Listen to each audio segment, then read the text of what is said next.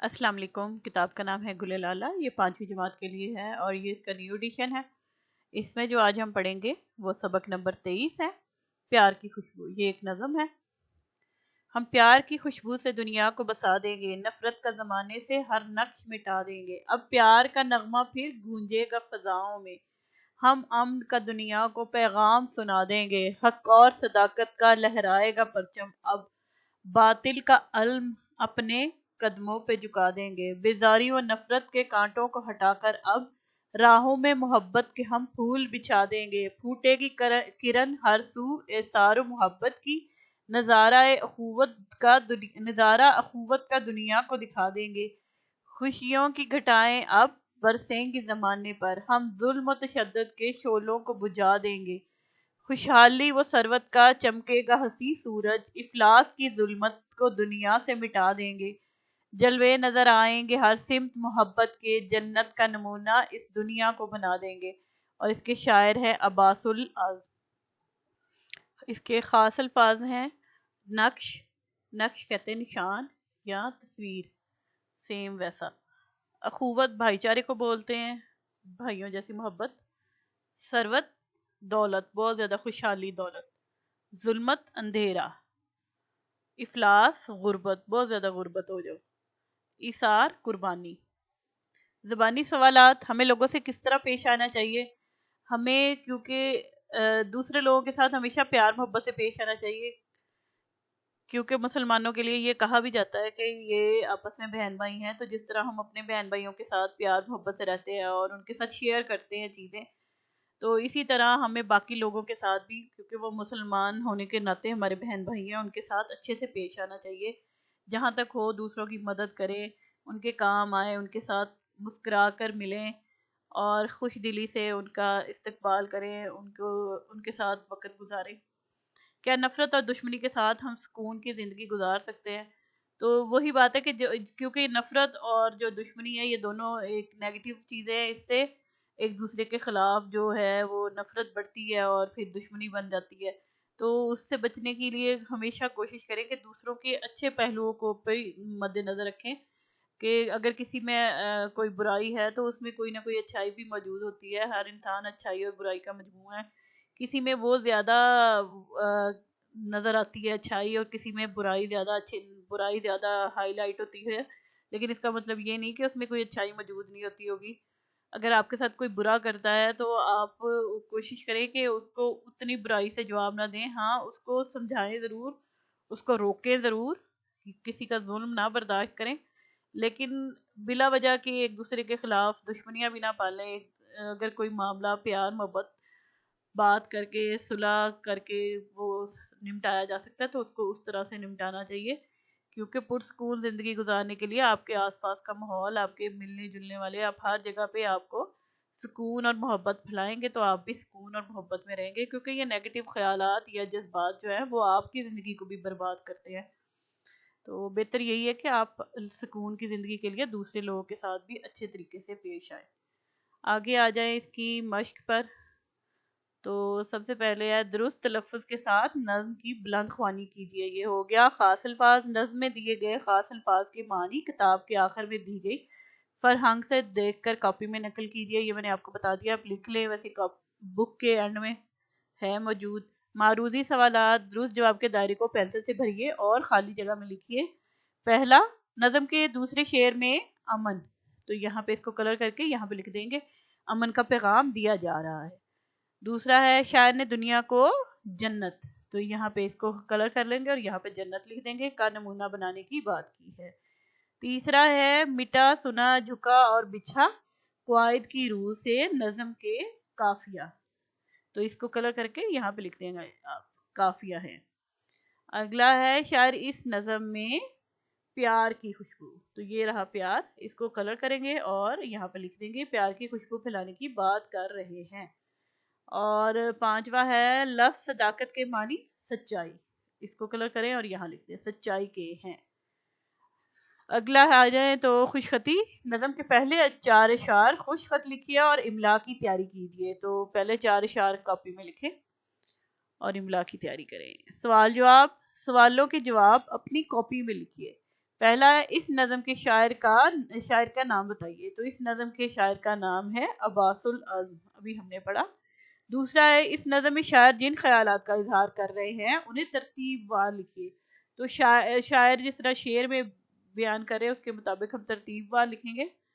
تو اس میں سب سے پہلے جو آتا ہے وہ یہ ہے، شاعر اس نظم میں مندرجہ ذیل خیالات کا اظہار کر رہے ہیں، دنیا کو پیار کی خوشبو سے سجا کر نفرتوں کو ختم کریں گے. دوسرا ہے پیار کا نغمہ پھیلا کر دنیا کو امن سے رہنے کا پیغام دیں گے. تیسرا لکھ لیں سیدھی اور سچی بات کو پھیلا کر جھوٹ کا خاتمہ کریں گے. چوتھا نفرت کے کانٹوں کو ہٹا کر محبت کے پھول راہوں میں بچھا دیں گے. اگلا ہے ہر طرف ایثار محبت اور بھائی چارے کو پھیلا دیں گے. نیکسٹ ون، خوشیوں کی گھٹائیں ہر جگہ اس طرح چھائیں گی کہ ظلم و تشدد کی آگ بجھا دیں گے. اس سے اگلا، دنیا میں خوشحالی اور دولت کا سورج اس طرح چمکے گا کہ بھوک اور غربت کے اندھیرے دور ہو جائیں گے. نیکسٹ ون، ہر طرف لوگ پیار اور امن سے رہیں گے تو یہ دنیا جنت کی طرح نظر آئے گی. آگے آ جائیں تو تیسرا سوال ہے، دنیا میں محبت اور امن کی فضا قائم کرنے کی غرض سے آپ کیا کریں گے؟ کوئی 3 کام تحریر کیجیے. تو اس میں سب سے پہلا تو آپ یہ کہہ سکتے ہیں کہ آپ جو ہے جس سے بھی ملیں گے اس کو پیار محبت خوش دلی سے ملیں گے. جیسے کہ آگے بڑھ کے خود بڑوں کے سلام کریں اور پھر جن سے ملیں ان سے پیار محبت سے بات کریں. دوسرے نمبر پہ آپ یہ کر سکتے ہیں کہ کہیں آپ دیکھ رہے ہیں کوئی 2 لوگ آپس میں جھگڑ رہے ہیں، لڑ رہے ہیں، یا کسی بات پہ کوئی ان کے درمیان غلط فہمی کوئی پھیل رہی ہے، تو آپ کوشش کریں کہ اس کو کسی طرح سے ٹھیک کریں، دونوں کے درمیان بات چیت کروا کر اس مسئلے کو حل کروائیں. تو اس طرح دنیا میں محبت اور امن کی فضا قائم ہو سکتی ہے. مطلب چھوٹے لیول پہ بچے تو یہی کر سکتے ہیں کہ آپس میں پیار محبت اور خلوص کے ساتھ ایک دوسرے کو ملیں جلیں.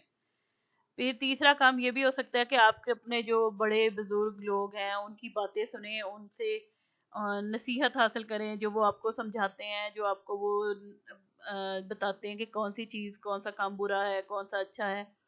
اس سے آپ بہت کچھ سیکھ پائیں گے کہ کیا چیزیں ضروری ہیں، کس طرح کوئی کام کرنے کا کیا فائدہ ہے، کس چیز کا کیا نقصان ہے. تو جو بڑوں کے تجربے ہیں ان سے بھی فائدہ حاصل کرنا چاہیے. تو یہ بھی آپ کے لیے ایک ہیلپ فل چیز ہو سکتی ہے. اس کے علاوہ اگر آپ کے ذہن میں کوئی آئیڈیا آ رہا ہے تو آپ اس کو ضرور لکھیں. نیکسٹ ہے دیے گئے الفاظ کو اپنے جملوں میں استعمال کیجئے. خوشبو، تو مجھے گلاب کی خوشبو بہت پسند ہے. اس سے اگلا ہے ایثار.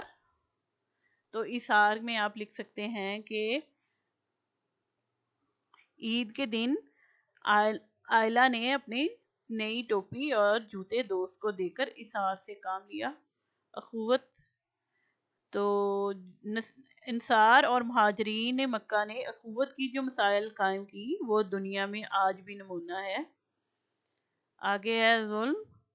تو غریب آدمی پر ظلم کرنے والے شخص کو پولیس نے حراست میں لے لیا ہے. اگلا ہے بڑے بھائی جان کی نوکری کے بعد ہمارے گھر میں کافی خوشحالی آ گئی ہے. آگے ہے جنت، نیک اور متقی لوگ جنت میں جائیں گے.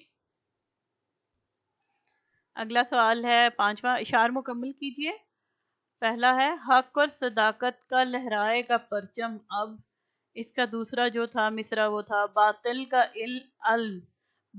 کا علم اپنے قدموں پہ جھکا دیں گے. علم جو ہے وہ جھنڈے کو کہتے ہیں. آگے ہے بیزاری و نفرت کے کانٹوں کو ہٹا کر اب راہوں میں محبت کے ہم پھول بچھا دیں گے. آگے ہے خوشیوں کی گھٹائیں اب برسیں گی زمانے پر ہم ظلم و تشدد کے شعلوں کو بجھا دیں گے. خوشحالی و ثروت کا چمکے گا حسیں سورج افلاس کی ظلمت کو دنیا سے مٹا دیں گے. جلوے نظر آئیں گے ہر سمت محبت کے جنت کا نمونہ اس دنیا کو بنا دیں گے. آگے قواعد حروف عطف. حروف عطف وہ حروف ہیں جو 2 اسموں یا 2 جملوں کو آپس میں ملانے کا کام کرتے ہیں. مثال کے طور پر اچھا انسان حقوق العباد اور حقوق اللہ بھی پورے کرتا ہے. تو اس جملے میں اور حرف عطف ہے، یعنی کہ اور حرف عطف ہے. اسی طرح ہم سب کو صحت و صفائی کے اصولوں کا خیال رکھنا چاہیے. اس جملے میں واو حرف عطف ہے، یعنی دو کو جوڑ کے تو اس کے درمیان جو آیا ہے اور واو یہ حروف عطف ہیں. دیے گئے جملوں میں حروف عطف کے نیچے خط لگائیے، یعنی لائن کھینچ دے. جیسے بحر، پہلا ہے بحر و بر کا مالک اللہ تعالیٰ ہے، تو بحر و بر کے درمیان جو واو آیا ہے یہ حرف عطف ہے، تو اس کے نیچے آپ لائن لگا دیں صرف واو کے.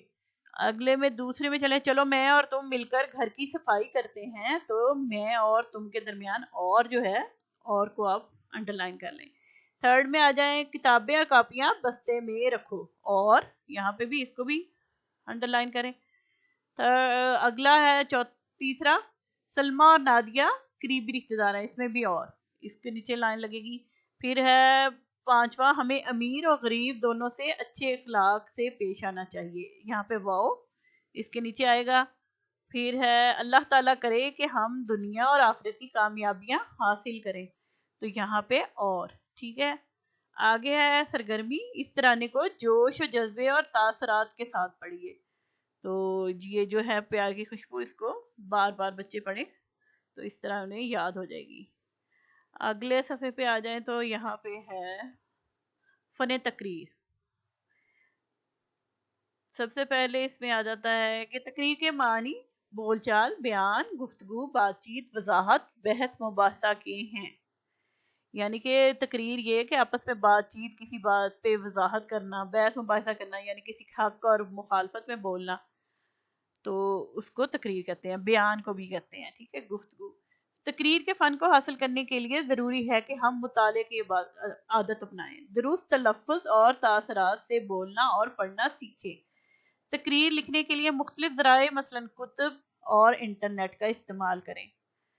کسی مجمع یا جلسے میں تقریر کے 3 مقاصد ہوتے ہیں: معلومات فراہم کرنا، کسی عمل کے کرنے یا روکنے کے لیے آمادہ کرنا، اور تفریق فراہم کرنا. کسی بھی تقریر کو مؤثر بنانے کے لیے ضروری ہے کہ آغاز مخاطب کیجیے: معزز صدر مدرسہ، اساتذہ کرام اور میرے ساتھیوں.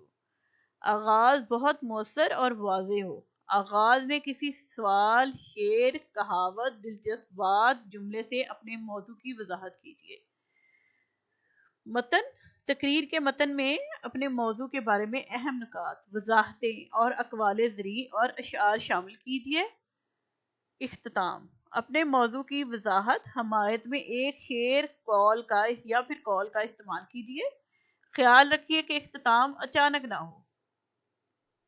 یاد رکھیے کہ سامعین یعنی سننے اور دیکھنے والوں کو آپ کا اعتماد، درست تلفظ، آواز کا اتار چڑھاؤ اور اخلاص ہی متاثر کر سکتا ہے.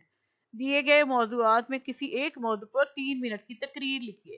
آئینے کے سامنے پڑھیے، وقت نوٹ کیجیے. تقریر 3 منٹ سے زیادہ ہونے پر اہم نکات بتائے بغیر تقریر میں تبدیل کیجیے. آگے ہے اتحاد، تنظیم، یقین محکم، تعلیم کی اہمیت. سارے جہاں میں دوم ہماری زباں کی ہے. تو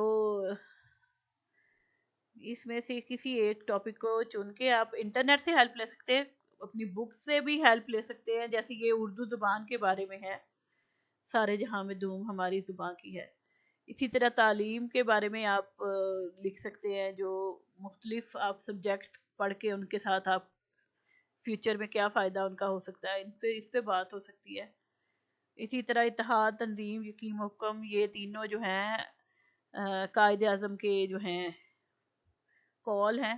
انہوں نے ہی یہ کہا تھا کہ یہ ان کے ساتھ آپ اگر مستقل چلتے رہیں تو آپ کامیابی حاصل کر سکتے ہیں. آپ انٹرنیٹ سے اس کی ہیلپ لیں اور پھر یا اپنے اساتذہ کے ساتھ مل کے تو یہ تقریر ایک تیار کر لیں. تو یہاں پہ ہمارا یہ سبق ختم ہو گیا. یہ آخری سبق تھا اس کتاب کا. جو بیچ میں جو ہے آپ ہماری پلے لسٹ میں سے باقی بھی یہ سبق دیکھ سکتے ہیں. اس میں جو کچھ رہ گئے تھے اسباق، وہ میں اب مارچ کے اینڈ سے دوبارہ سٹارٹ کروں گی. جو رہ گئے ہیں باقی تو بنے ہوئے ہیں، اگر آپ چاہیں تو پلے لسٹ میں جا کے دیکھ لیں. شکریہ.